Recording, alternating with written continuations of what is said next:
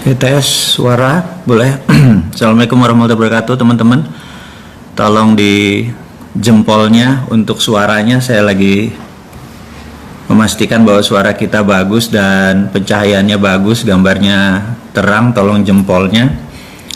Bagi ada yang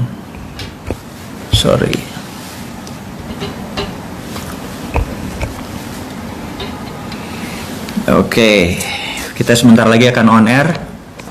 Kurang lebih 1 menit lagi. Saya lagi cek sound dan cek lighting, apakah suaranya bagus. Dan teman-teman dimanapun Anda berada, tolong dikabari dimanakah Anda sekarang, apakah di rumah ataukah di Indonesia bagian timur, Indonesia bagian barat. Ada topik yang menarik nih, selama 2 minggu ya kita nggak ketemu ya. Jadi kita akan memanfaatkan waktu kita di minggu malam ini bersama-sama.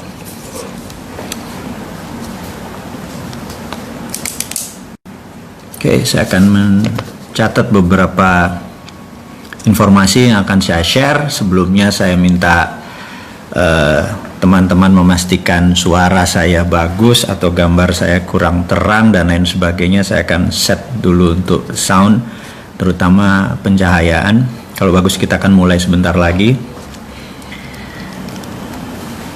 Oke teman-teman, dimanapun Anda berada di hari Minggu ini, kita akan ada banyak sekali informasi yang akan kita share dari Republik Sontoloyo, di mana kita tahu negara tetangga itu banyak sekali hal-hal yang terjadi.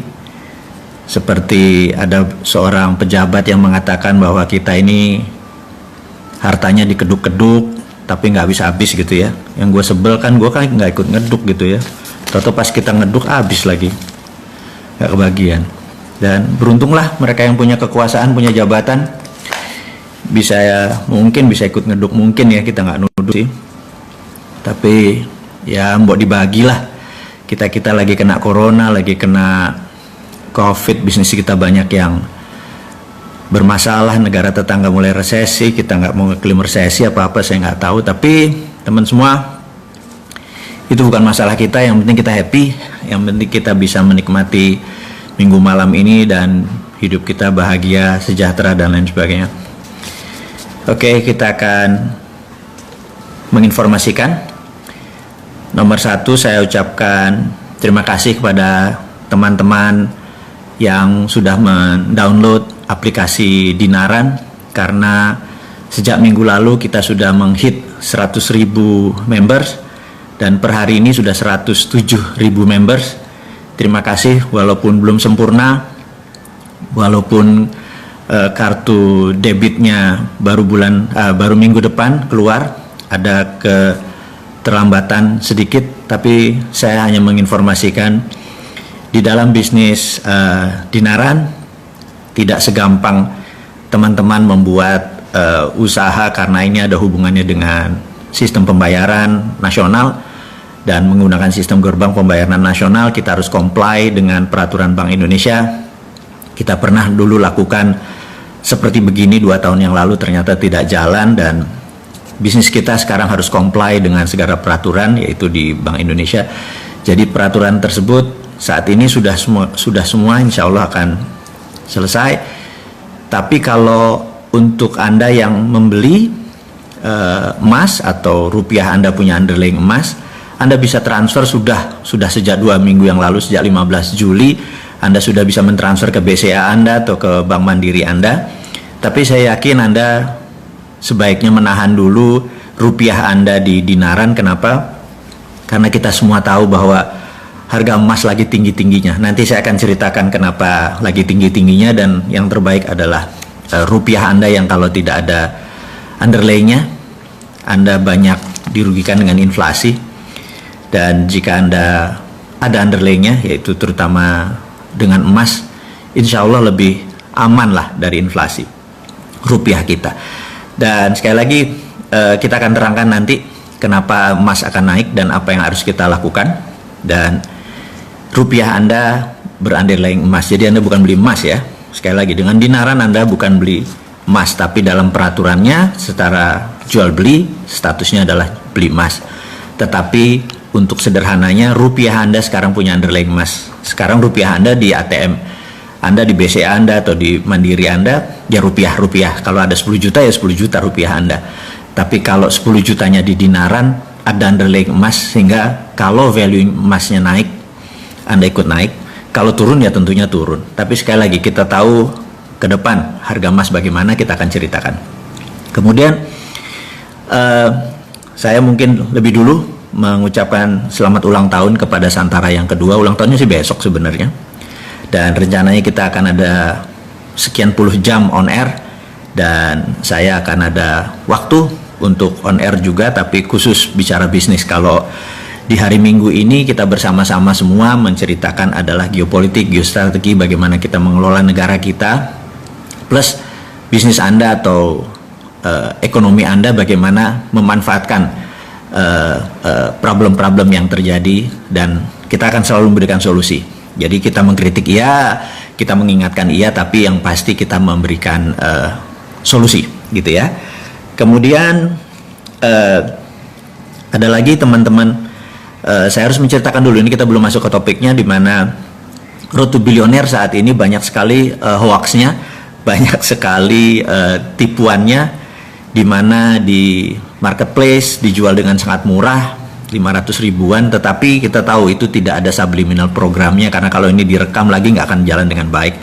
Tapi sekali lagi, orang berbisnis menggunakan nama kita, menggunakan produk-produk kita, kita hanya mengingatkan usahakan beli yang asli di Business Hack. Kemudian penting sekali pada saat ini untuk menegakkan bisnis, kita harus punya attitude. Jadi saya menyarankan teman-teman untuk membeli buku Bisnis Nggak Seanjing Itu Kawan, karena memang berbisnis harus pakai attitude, apalagi bernegara gitu ya. Dan Anda tahu attitude itu adalah do the right thing when no one see you. Jadi melakukan hal yang benar ketika tidak ada orang memperlihatkan atau tidak memperhatikan Anda. Jadi do the right thing when no one see you. Apalagi ada orang yang melihat gitu ya.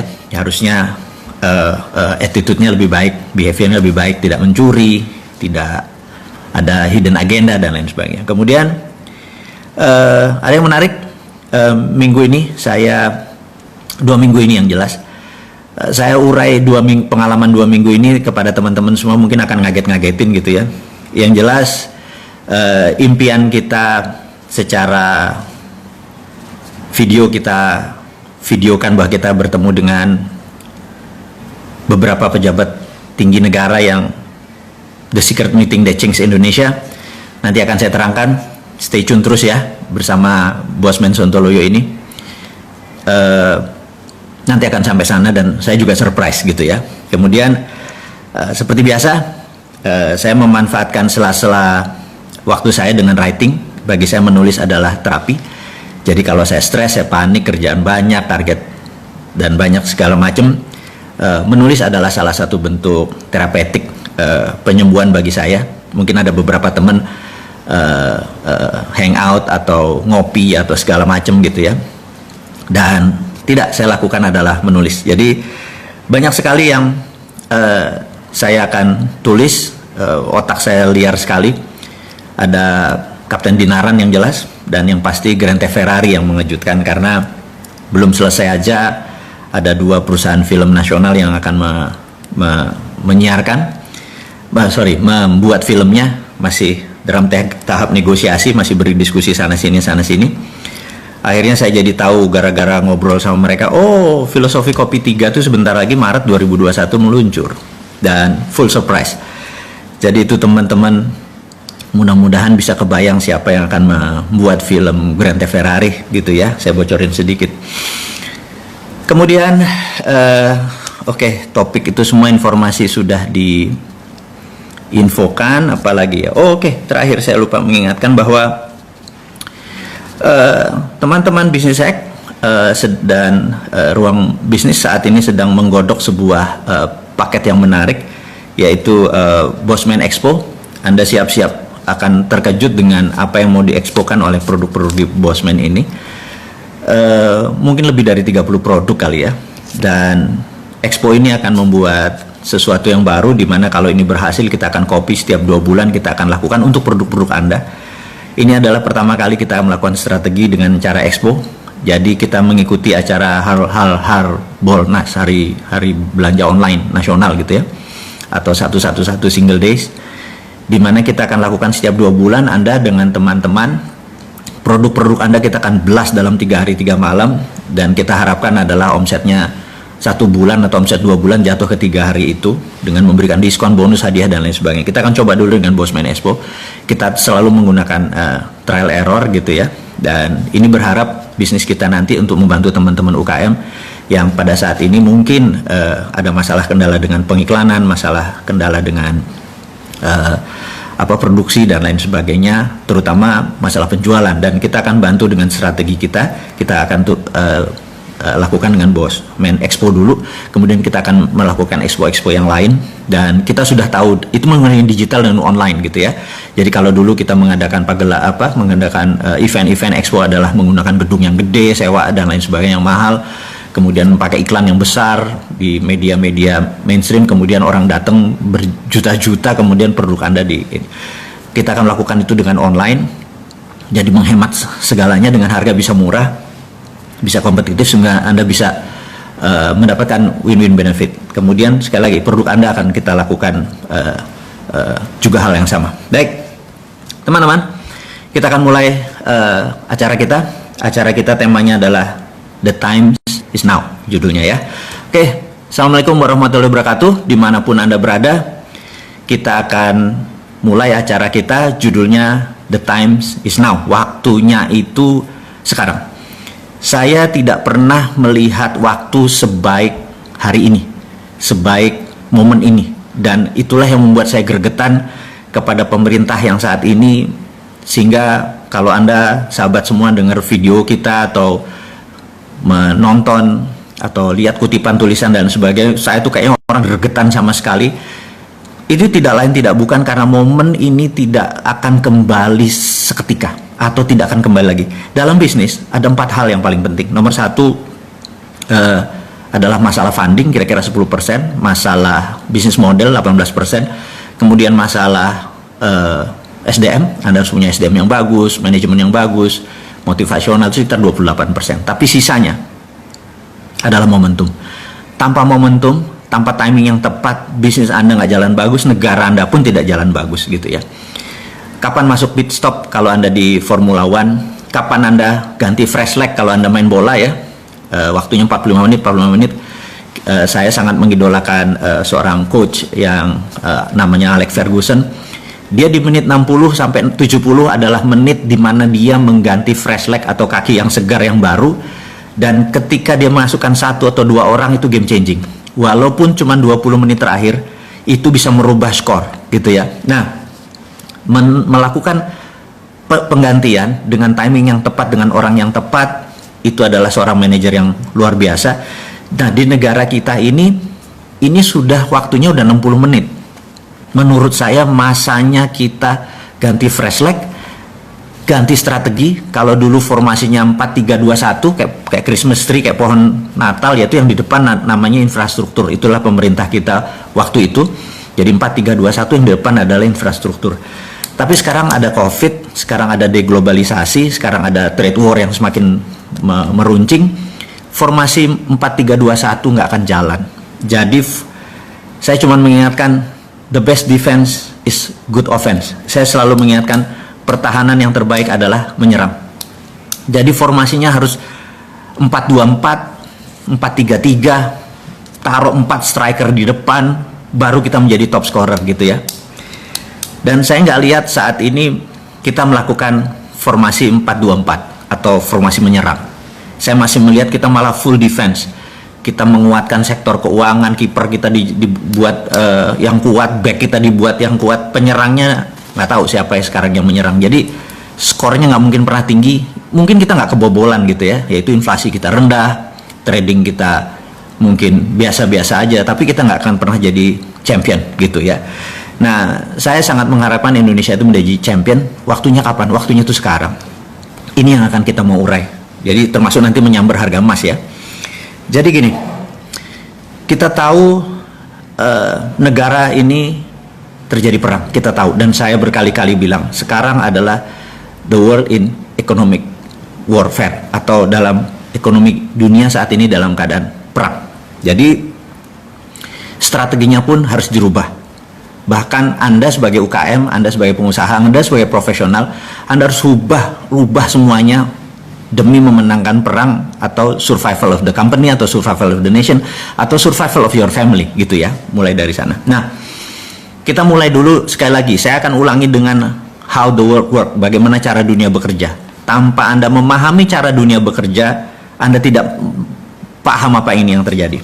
Jadi kita tahu di tahun 45 ada namanya global theaters, atau apa global theaters itu? Ya kayak tontonan global gitu ya.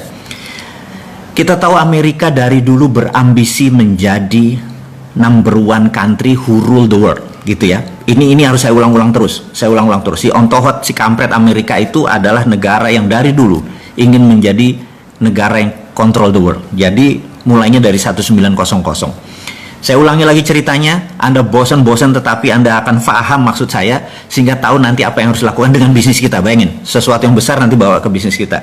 Bahwa waktu 1900, dunia dalam keadaan sangat genting waktu itu, semua negara hampir dalam kondisi perang. Inggris adalah negara yang disebut the sun always shine. Jadi saking besarnya wilayah jajahan dia, kolonialisasi, kolon itu usus ya, dan menghasilkan shit gitu ya. Jadi kenapa disebut kolonialisasi, jadi ngerti kan? Oke, kita lanjut nanti. Jadi Inggris itu besar tapi semua di-challenge, semua negara men-challenge dia, Belgia, Portugis, Spanyol, Perancis dan lain sebagainya. Sehingga Inggris merasa perlu ally. Dan di 1904 delegasi Inggris datang ke Amerika untuk mengajak Amerika sebagai negara yang belum tidak dijajah dan tidak menjajah.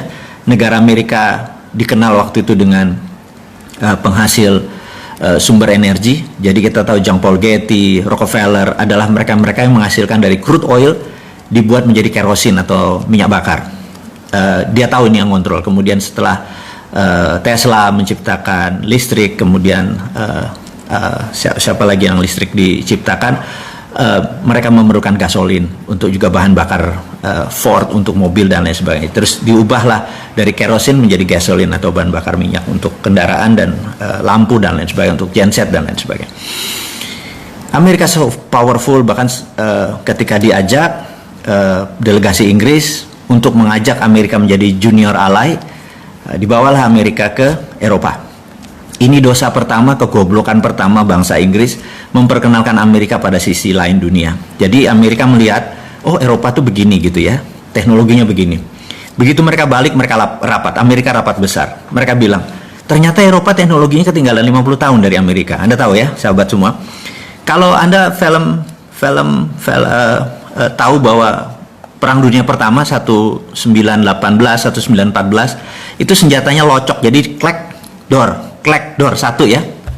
Tapi Amerika sudah revolver, begitu nembak dek itunya muter sendiri, revolvernya muter sendiri. Jadi saya ingetin lagi bahwa kembaran saya itu film Last Samurai, si Tom Cruise, waktu dia bertempur terakhir dengan para samurai, itu Amerika sudah pakai tembakan yang dedet gitu ya, dan itu sudah otomatis. Jadi teknologi Amerika sudah 50 tahun lebih advance daripada teknologi Eropa. Amerika melihat ini adalah peluang untuk menaklukkan dunia. Kemudian 1906 Amerika pertama kali 1 jam terbang, jadi pesawat Amerika ciptakan. Dunia terpesona sekali lagi, dan sejak saat itu Amerika punya grand plan ini menaruhkan dunia, itu ya. Oke. Kemudian ketika tahun itu negara-negara jajahan, semua negara-negara jajahan wilayah Eropa itu diinfiltrasi oleh CIA untuk merdeka. Karena itu gerakan dunia hampir sama, mulai dari Afrika Selatan, India, Indonesia, Thailand nggak pernah dijajah, Malaysia, semua negara bergerak hampir sama di tahun 40-an, 45 puncaknya. Dan apa yang dilakukan oleh Amerika adalah strateginya yang namanya dekolonialisasi. Dekolonialisasi adalah Amerika ingin Eropa tidak kaya lagi dengan seluruh negara jajahannya dilepas, gitu ya. Karena itu Amerika mensupport kemerdekaan Indonesia, mensupport kemerdekaan banyak negara, mensupport. Sekali lagi ini bajingannya dia. Jadi jangan menganggap itu pahlawan ya. Dan itulah disebut global theater. Tanpa global theater ini Pak Karno ngambil momen gitu ya. Dia tahu Pak Karno saya bisa berulang-ulang menyatakan dari sisi lain seorang yang luar biasa. Dia ngelihat global theater ini dia manfaatkan untuk memerdekakan Indonesia. Nah, akhirnya semua negara merdeka. Gandhi di India, kemudian Zulfikar Ali Bhutto, kemudian di Amerika Latin dan lain sebagainya. Anda yang lebih pintar dari saya untuk pelajaran sejarah. Yang saya mau mengingatkan sekarang kita mirror, kita cermin tadi kita bawa. Nah, ketika China dengan strateginya pertama ingin menaklukkan dunia, karena penting China menaklukkan dunia, China melakukannya berbeda. Kalau Amerika dengan military approach atau pendekatan militer, China melakukan pendekatan dengan economic approach. Jadi dua-duanya melakukan kolonialisasi. Hanya China menggunakan kolonisasi 5.0 yang disebut economic approach, Amerika menggunakan military approach. Economic approach ini luar biasa karena tidak terasa. Bahkan kekomunisannya Cina pun tidak terasa, gitu ya. Kefasisan gerakan bernegara berideologi tidak bertuhan itu pun tidak terasa. Bahkan kita sekarang yang anggap Hitlernya itu Trump gitu ya, bukannya yang tidak bertuhan gitu, yang fasis itu ya Trump gitu, bukannya ini.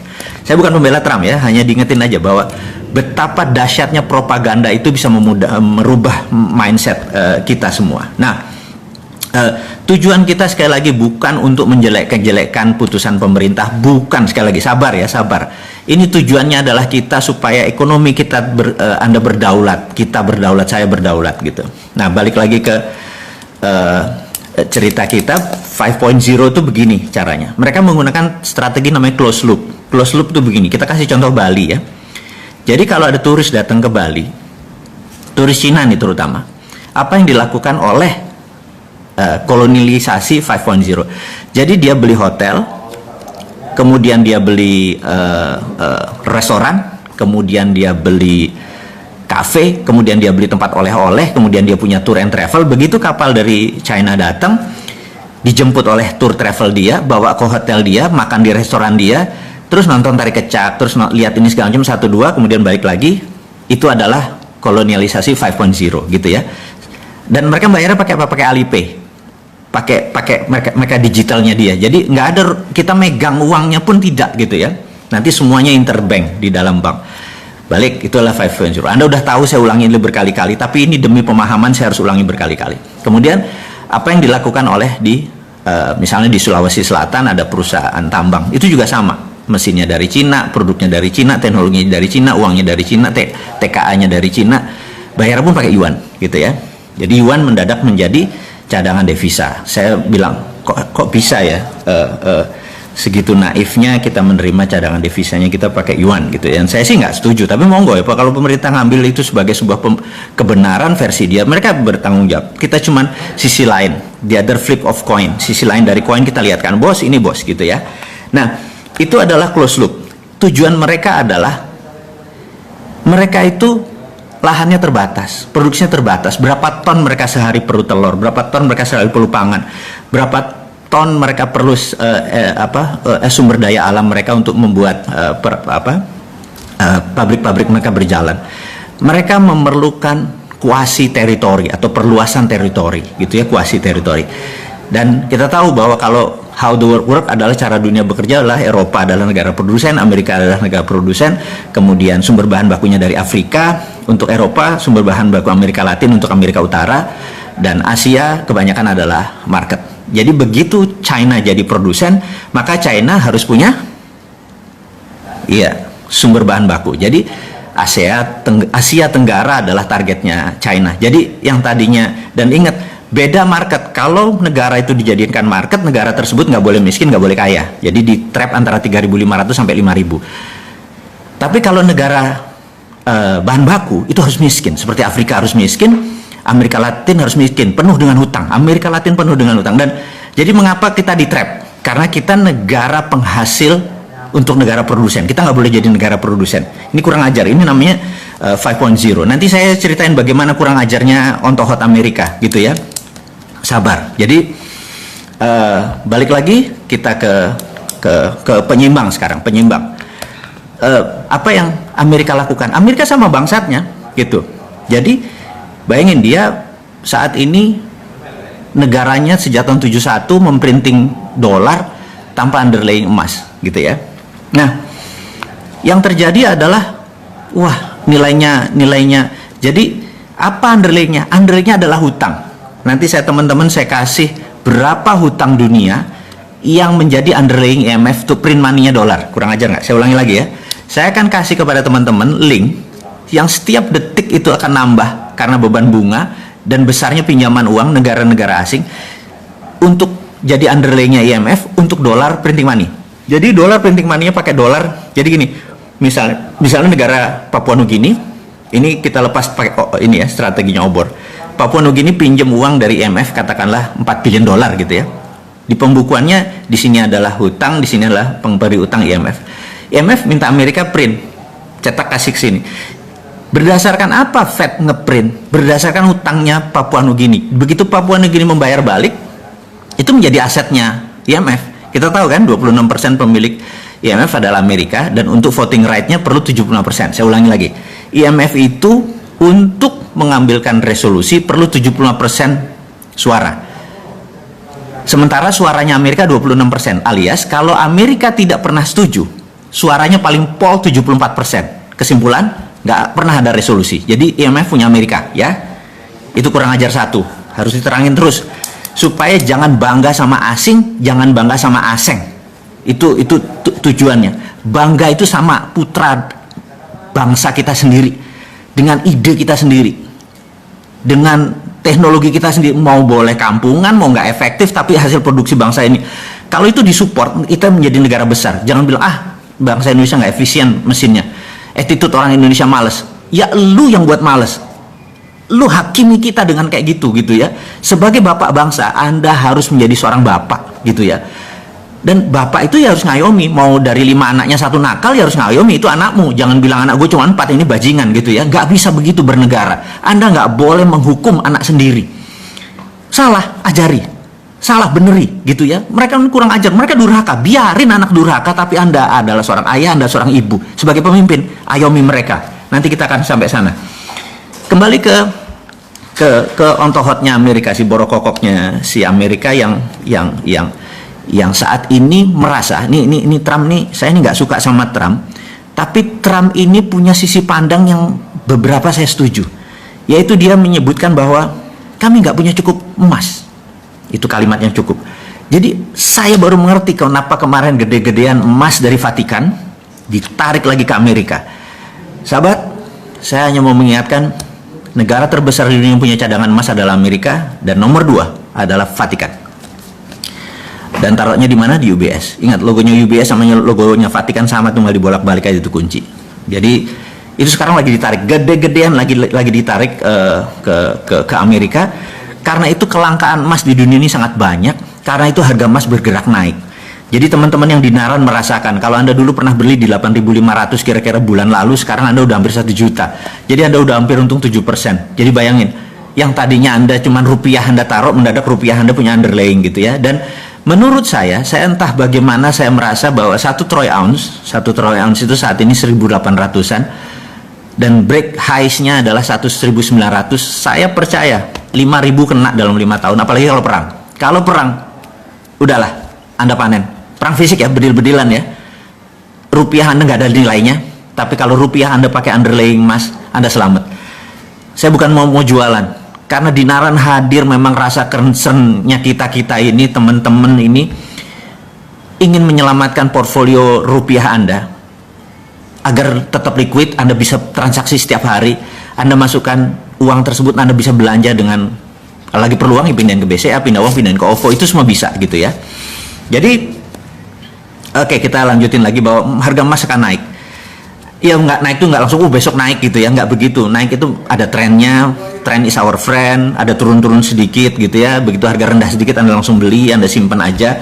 Dan portfolio Anda bisa keluar setiap, Anda bisa nolkan kok di rekening Anda. Kalau Anda punya 20 juta, Anda mau transaksi, Ada perlu beli DP motor atau beli DP mobil, bayarin aja semua, nggak masalah. Tapi In the meantime, pada saat ini rupiah Anda tercover gitu ya. Ini adalah terobosan saudaraku, sahabatku semua dimanapun Anda berada. Dinaran is the only one debit card berbasis backed by gold di dunia.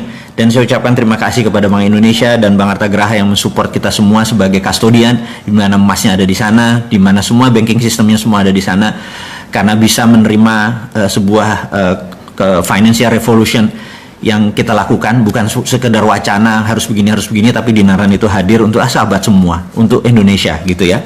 Oke, karena apa? Karena harga emas akan naik, apalagi kalau dibalikin lagi, Amerika akan memutuskan bahwa percetakan dolar akan menggunakan underlying emas, dan itu mungkin dilakukan.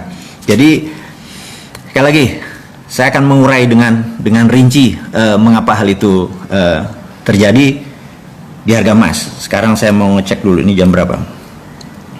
Oke sahabat semua, kita akan masuk ke global theater tadi. Jadi saat ini ada 70 negara terikat dengan obor, one belt, one road. Semua di belt diikat dengan satu, roadnya ke Beijing semua.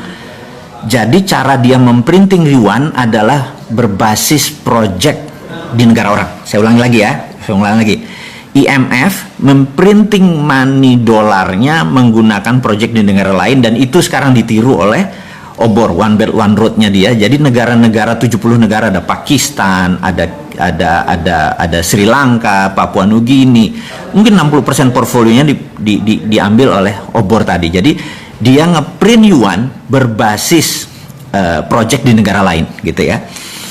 Nah, apa yang Amerika lakukan adalah Amerika mau melakukan deoborisasi. Jadi dia mau cara membuat miskinnya project obor itu adalah deoborisasi. Jadi kalau Trump menang, menurut saya Cina lewat gitu. Tapi Trump ini compang-camping sekarang karena globalis cabal, si kaum Bilderberg sangat benci sama Amerika karena globalis cabal itu sudah kawin sama Partai Komunis Cina, sehingga seluruh proyek globalis semua ada di Cina. Jadi sekali lagi, ini menarik nih. Cina pasang badan sebagai underlying, sebagai pondasi dari seluruh globalis cabal. Cina bermain karena globalis senang sama negara otoriter gitu. Dia nggak senang sama negara demokrasi. Otoriter kan one man, suara pemimpin langsung diikuti suara rakyat nggak mau disikat rakyatnya gitu ya, dan itu anti demokrasi gitu. Nah, globalis cabal ini anti kemanusiaan, mereka mendukung aborsi, mereka mendukung LGBT gitu ya. Sementara itu bukan portfolionya Bosman. Portfolionya Bosman adalah kita mendukung life, kita anti aborsi, orang aborsi kita nggak boleh, kita nggak mendukung LGBT dan lain sebagainya. Dan ini mau clear, saya mau katakan. Jadi sekali lagi, Indonesia harusnya bagaimana gitu ya. Saran saya, Indonesia adalah tidak ke Amerika, tidak ke Cina, tapi bukan netral. Sekali lagi, ini harus diingat nih. Netral itu artinya nggak ada posisi. Nah, kita harus ambil posisi. Jadi saya berharap Indonesia ke depan memanfaatkan konflik kisruh ini. Saya udah pernah cerita tentang choke point. Sekarang kita nggak bicara itu. Kita ada lagi untuk menyelesaikan masalah itu adalah, nah ini. Jadi sahabat semua, kira-kira 2 minggu yang lalu saya membuat video yang ternyata sangat menggemparkan, karena video itu adalah The Secret Meeting That Changed Indonesia, di mana saya terinspirasi dengan peristiwa tahun 89, di mana ada The Secret Meeting That Changed China, di mana Cina merubah center of gravitatis atau pusatnya dari menjadi independen, menjadi tidak bergantung pada IMF. Dia punya ukuran sendiri, dia punya hukum dagang sendiri, dia punya meteran sendiri, dia yang dia lakukan dan membuat China sebesar sekarang. Dan itu sebenarnya saya sangat terinspirasi dengan China, bahwa Indonesia waktunya sekarang. Kenapa waktunya sekarang? Saya mau terangin. Nomor 1, 2 negara lagi perang, dan ini adalah perang benar-benar pasti terjadi. Dan begitu mereka memenangkan perang, misalnya Tiongkok memenangkan perang, ya sudah, dunia akan rule by Tiongkok. Kemudian kalau Amerika menang, ya rule by Amerika gitu ya. Dan kita tahu bagaimana Amerika rule the world-nya gitu ya. Nah, sekarang who will win? Pertanyaannya, siapa yang akan menang? Dimanapun perang panjang, syaratnya ya, kalau perangnya panjang, dua-duanya hancur gitu ya. Maka itu saya mungkin orang yang paling aneh mengharapkan ini perang fisik, benar-benar tembak-tembakan, dan perangnya lama dunianya hancur dua-duanya, ini kesempatan kita unggul. Itu satu. Yang kedua adalah kita ini mau mengingatkan Pak Jokowi. Pak Jokowi, Anda orang paling beruntung sedunia, di mana Anda saat ini mempunyai suara di partai itu lebih dari 60%, bahkan saya menduga lebih dari 70%. Kalau Anda udah dapat 70%, 2/3 suara lebih, Anda absolut. Dan ini bagus. Kenapa bagus? Karena kalau politiknya gonjang-ganjing Anda nggak kontrol, Anda tidak bisa melakukan apa yang akan kita sarankan. Ya, jadi saya ada dua. Nomor satu, kenapa saya sebut time is now gitu ya. Pak Jokowi nggak bisa, saya sengaja sekarang bicaranya kepada pemimpin tertinggi yang secara sah Anda berkuasa. Saya mau mengingatkan, Pak, ini perang. Gitu ya. Perang ini Anda harus ubah seluruh pemainnya yang jago perang. Gitu. Percaya saya, kalau Anda masih pakai tim yang lama bukan tidak dipakai, tapi Anda harus punya tim cadangan baru yang untuk menggunakannya. Jadi gini Pak Jokowi, Anda punya kekuasaan sangat absolut dan itu luar biasa. Di negara demokrasi Anda dapat 2/3 suara atau lebih. Ini momennya, itu satu. Kedua tadi, negara besar lagi perang, yaitu China sama Amerika lagi perang. Karena perang besar ini terjadi, mereka sebenarnya fokusnya di negara masing-masing. Mereka nggak fokus sama Indonesia. Ditambah lagi. China sekarang ada hujan yang hampir 30 hari. Begitu salah satu dam besar jebol, China dipukul dari dalam. Dan Amerika ada COVID di dalam negerinya, gitu ya. Jadi dalam negeri masing-masing bermasalah nih, gitu. Kemudian luar negerinya mereka perang. Mereka nggak mungkin mikir tentang Indonesia. Percaya saya. Mau itu mindahin pabrik ke Indonesia apa segala macam, itu nggak gitu-gitu amat. Swasta doang, itu bukan negara, gitu ya. Kemudian Anda punya kekuasaan yang bisa Anda drive ke kiri semua, ke kanan semua, gitu ya. Kemudian ada hal yang menarik Pak Presiden yang terhormat, Anda menerbitkan surat bahwa saat ini negara dalam keadaan darurat COVID, gitu ya. Dengan undang-undang, dengan perpu, saya lupa perpu atau perpres ini ya, bencana nasional ini, Anda bisa lead negara ini menjadi sangat ngebut, di mana dunia yang lainnya akan lumrah. Iya deh, nggak apa-apa deh, gitu ya. Dan terakhir yang nomor 4, Pak Jokowi, saat ini semua negara melakukan yang namanya deglobalisasi. Deglobalisasi artinya dulu kan ada namanya global supply chain. Jadi ini nyuplai ke sini, rumit sekali global supply chain. Sekarang banyak negara yang lagi diblok, lagi nutup, lagi mau perang dan sebagainya. Jadi deglobalisasi adalah every country for their own. Jadi Indonesia untuk Indonesia, Singapura untuk Singapura dan lain sebagainya. Jadi Indonesia sangat diuntungkan karena Indonesia bisa makan dengan bangsanya sendiri. Kalau ke Singapura, begitu deglobalisasi langsung shrinking 40%. Bapak tahu bahwa dia mendadak langsung turun ekonominya 12% dan shrinkingnya itu 40%. Jadi mengecil mendadak volumenya. Korea Selatan sudah mengecil gitu karena nggak ada bahan baku. Indonesia nggak ada masalah, Indonesia nggak akan mengecil. Dan sekali lagi yang kita mau ingatkan, dengan 4 hal itu, maka yang kita harus lakukan adalah melakukan apa yang China lakukan. Kita tiru, jangan ngikuti maunya China, tapi tiru langkah China. China 30 tahun yang lalu, saya udah berkali-kali bilang, dia menerbitkan renminbi dengan yuan berbeda. Renminbi berdasarkan project, gitu ya. Nah, apa yang harus kita lakukan sekarang? Dia tidak lagi menciptakan printing money fisik, karena itu zaman dulu. Sekarang sudah ada blockchain. Blockchain ini kita bisa printing yang namanya e-renminbi. Ini kalau kita Cina.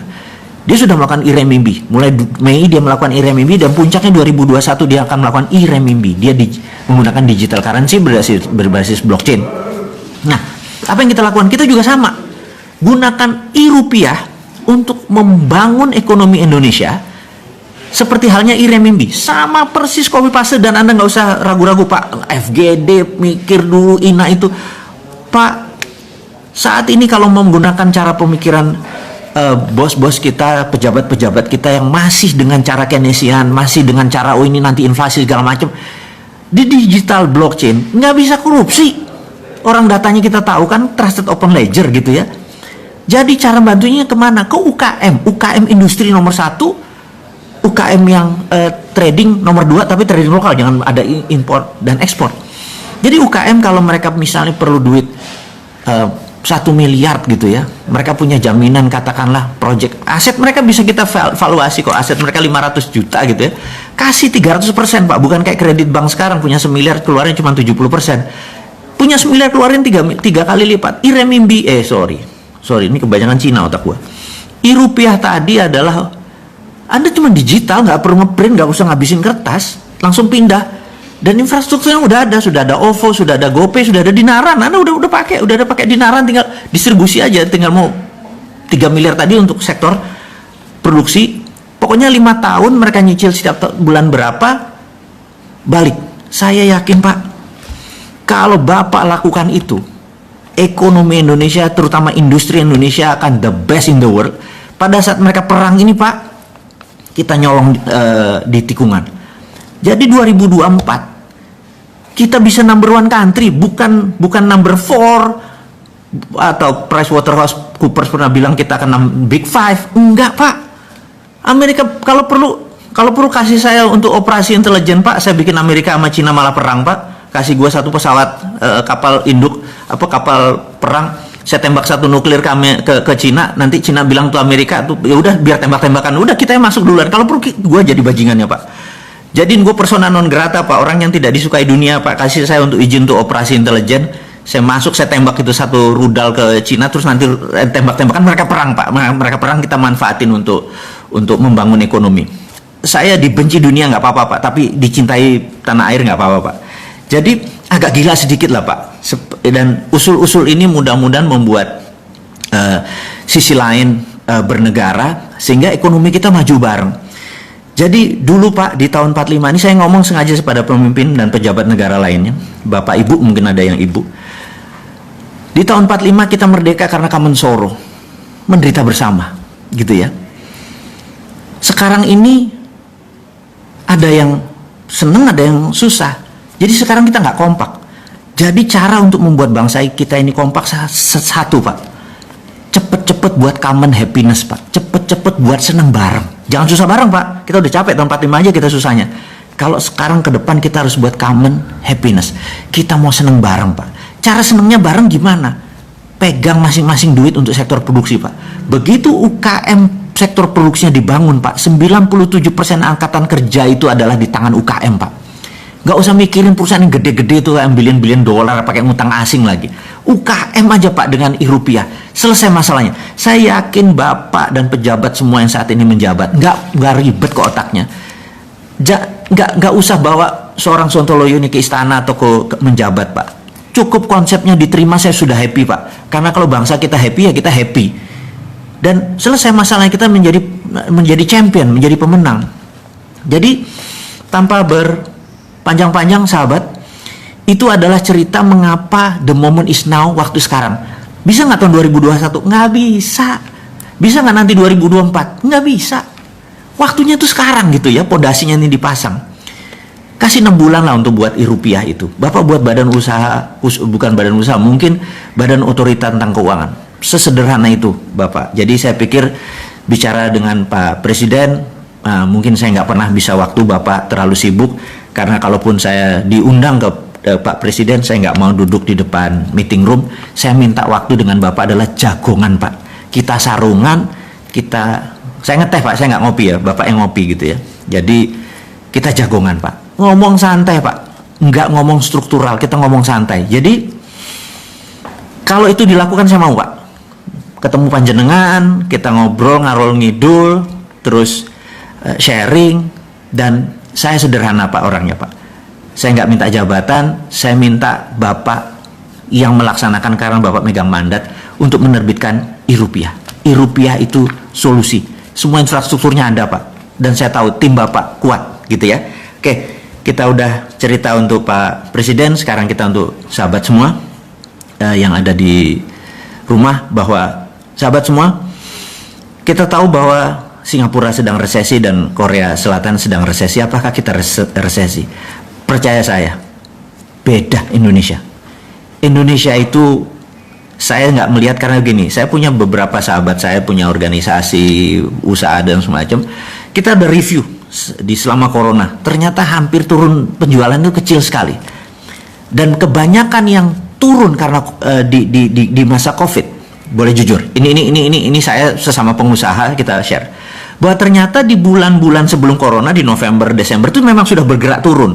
Jadi saya ngobrol sama teman-teman, saya bilang, lo banci kalau lo mengatakan gara-gara corona bisnis lo turun. Jujur deh, bahwa sebelum corona lo udah turun kan? Iya. Nah, itu sahabat semua, bahwa sebenarnya sebelum corona ada yang sudah mulai bergerak turun. Itulah yang kebanyakan yang kena. Tapi kalau yang sebelum corona biasa-biasa, setelah corona turun sedikit, habis itu naik lagi sekarang gitu ya. Nah, jadi ke depan jangan takut teman-teman, gaspol aja semua. Jadi apapun usaha Anda, gaspol, Anda produksi gaspol aja gitu ya. Nah, saya ingin menceritakan sedikit apa yang membuat saya exciting gitu ya. Jadi saya bersama beberapa teman nanti akan membuat suatu bidang baru. Sekali lagi ini udah nggak bicara geopolitik, kita bicara bisnis dulu karena saya pengen menolong teman-teman UKM ini dengan aksi nyata gitu ya. Teman-teman, kita tahu kalau kita beriklan, menggunakan keluar uang di Facebook Ad, kita ngulang di IG, mengeluarkan uang di TV, dan itu biayanya mahal. Dan ada tempat yang luar biasa yang tempat tersebut murah, tapi saat ini belum dikelola dengan benar. Jadi rencana kita ke depan, kita akan punya platform baru di mana jualannya adalah numpang di para selebriti. Selebriti ini, anggap kita ambil sahabat saya namanya R aja. Satu bulan itu 300 juta viewer dia, gitu ya. Kemudian ada A, ada G, gitu ya. Ada beberapa A, ada S, gitu ya. Saya lihat namanya ada D, terus kalau di total-total ternyata lebih dari 600 juta viewer per bulan. Dan Anda tahu kalau 600 juta itu viewer TV mana? TV itu kalau rating 3 tuh penontonnya 3 juta, gitu. Kalau net TV ya 1, gitu juta. Ini kalau ratingnya 60 jadinya gimana? Yang nonton 60 juta, 600 juta gitu ya.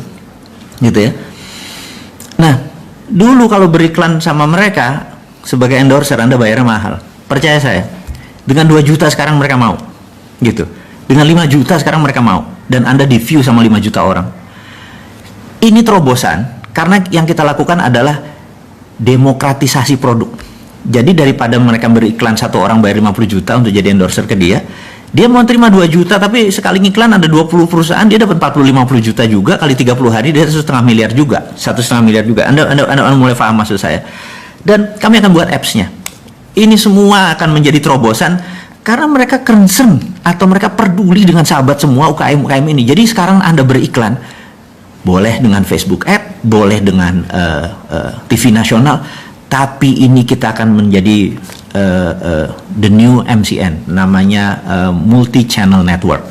Jadi kita bisa pakai seluruh sosial media dan harganya demokratisasi.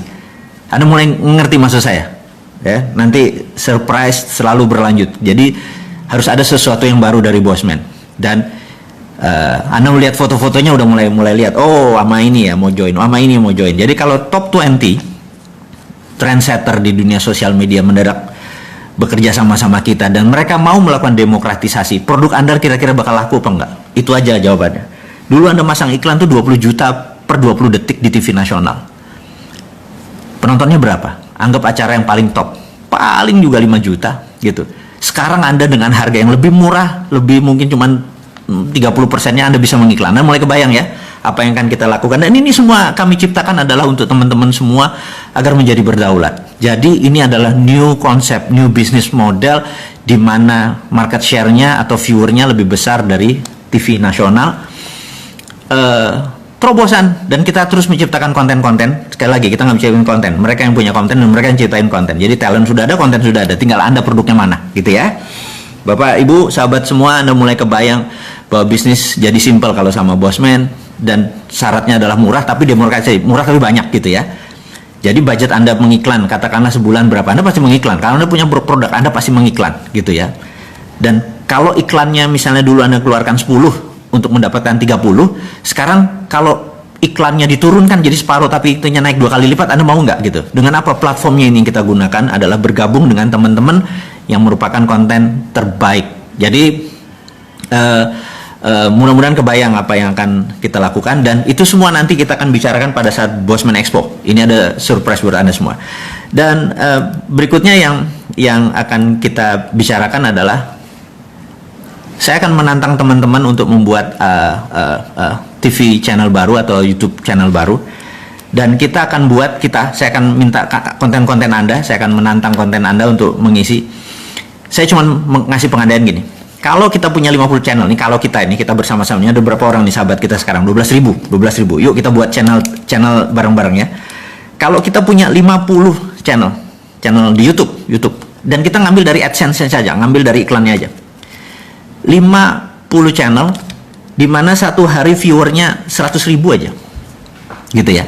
100.000 bukan angka yang ajaib. Ada cara banyak untuk kita beramai-ramai untuk membuat 100.000 viewer per konten kita. Jadi kalau 50 acara atau konten ditonton 100.000 sehari, itu 5 juta per hari, dikalikan 30 hari, itu 150 juta. 150 juta viewer, itu dari AdSense antara 2 sampai 3 miliar. Ada yang mau ikut? Banyak yang akan kita buat dan modalnya murah-murah. YouTube-nya pasti laku karena kita udah tahu algoritmanya, kita udah nemu ini, dan produk itu akan banyak sekali. Saya kasih contoh misalnya, saya akan buat, kalau Anda mau join boleh, kartun horor gitu ya, serial lucu, horor, serem, tapi nggak berdarah-darah, kartun, musiknya bagus, ini bagus, dan murah biayanya gitu ya. Ini saya kasih contoh. Kemudian kartun Kapten Dinaran bentar lagi akan launching. Itu murahnya minta ampun. Jadi saya encourage bahwa di rumah Anda bisa punya sektor produktif, yaitu mengaktifkan YouTube Anda dan gabung dengan kami supaya kita punya multi channel network. Karena di belakang kita adalah teman-teman ini. Jadi gini, kita harus berjamaah, kita harus sama-sama, kita harus gandengan.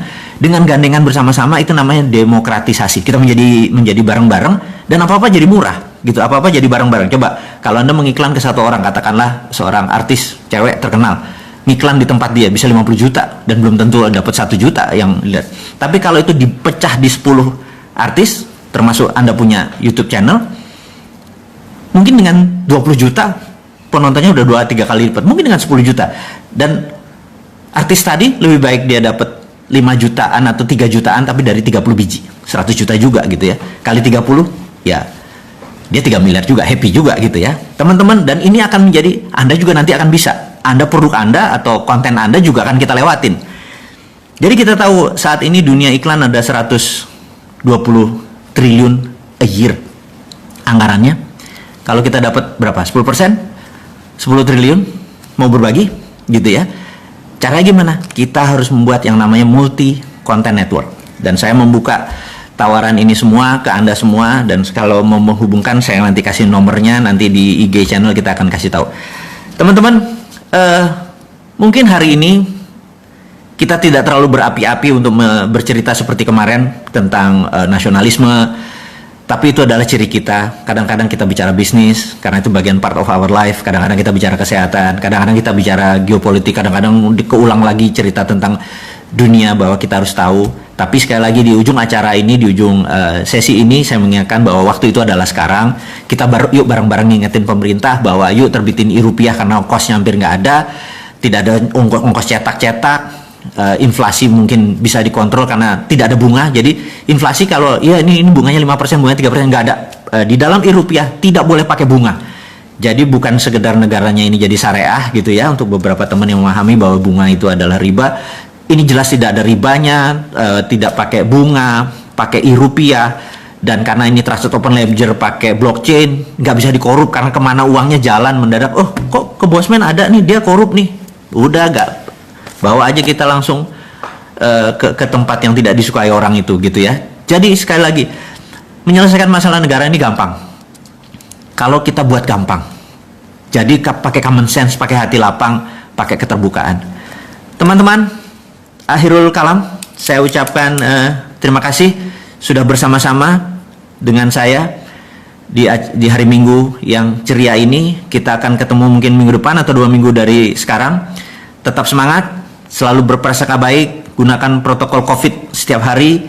Kita akan berbisnis, siap-siap kita akan informasikan tentang media multimedia content network. Siap-siap ada produk baru dari Bosman, dan sekali lagi itu adalah untuk Anda semua. Akhirul kalam, saya ucapkan terima kasih. Wassalamualaikum warahmatullahi wabarakatuh.